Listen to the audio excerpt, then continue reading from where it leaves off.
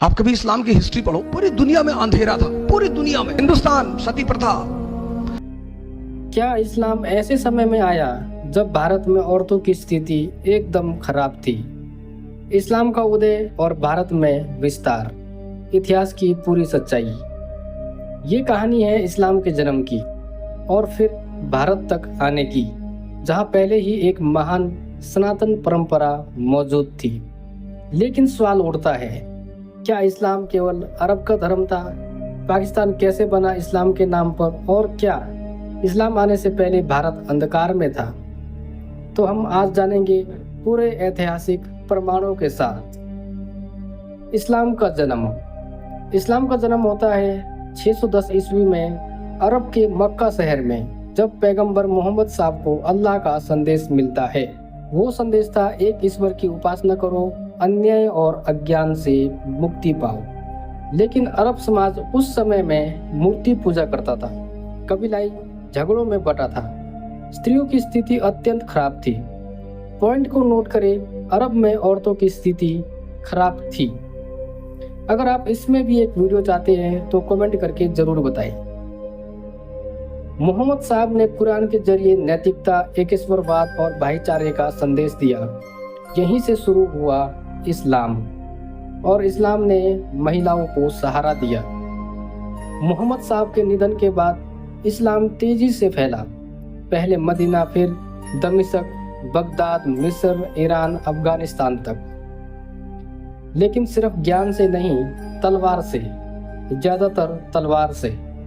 कई खलीफाओं और सेनाओं ने इस्लाम के विस्तार के नाम पर युद्ध किए। भारत के आसपास इसका काफी प्रभाव पड़ा। अब बारी थी भारत की। भारत में इस्लाम का आगमन।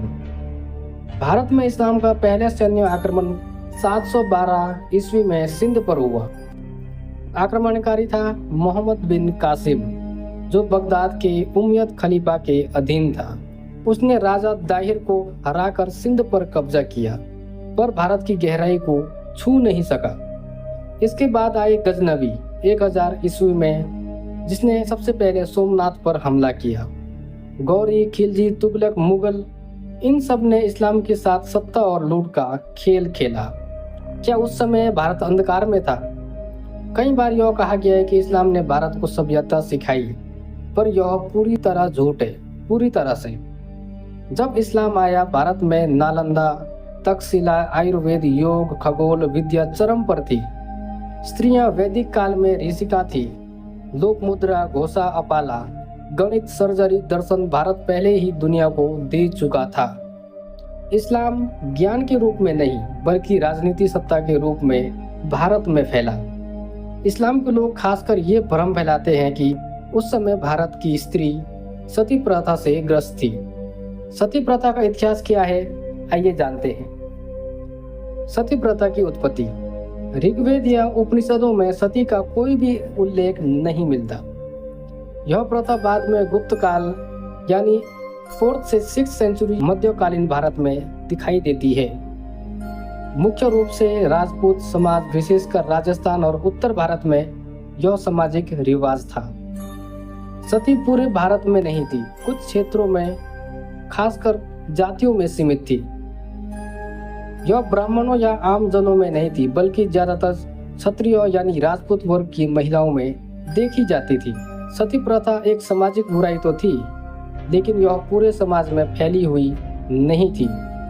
इस्लाम और सती प्रथा। मुस्लिम इतिहासकारों ने अक्सर सती प्रथा को हिंदू बर्बरता के रूप में चित्रित किया, ताकि अपने आक्रमणों को नैतिक ठहराया जा सके। लेकिन ये आलोचनाएं राजनीतिक उद्देश्यों से प्रेरित थी और समाज का वास्तविक प्रतिनिधित्व नहीं करती थी।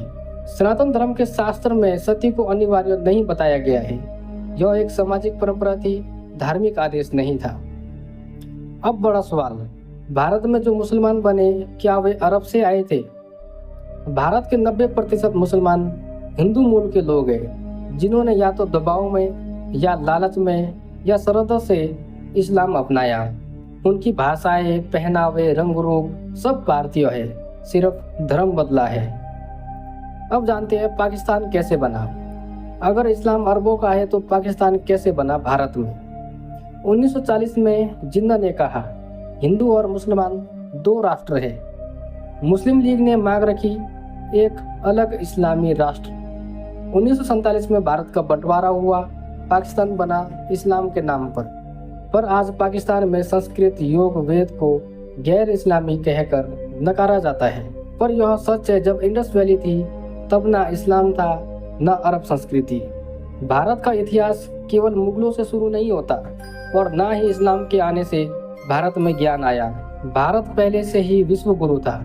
इस्लाम एक मजहब था जिसे कुछ आक्रांताओं ने सत्ता का साधन बना दिया और पाकिस्तान एक प्रयोग है जो अपने इतिहास से कट कर बना है। आज जरूरत है सच को जानने की और धर्म नहीं इंसानियत को मानने की। हर हर महादेव।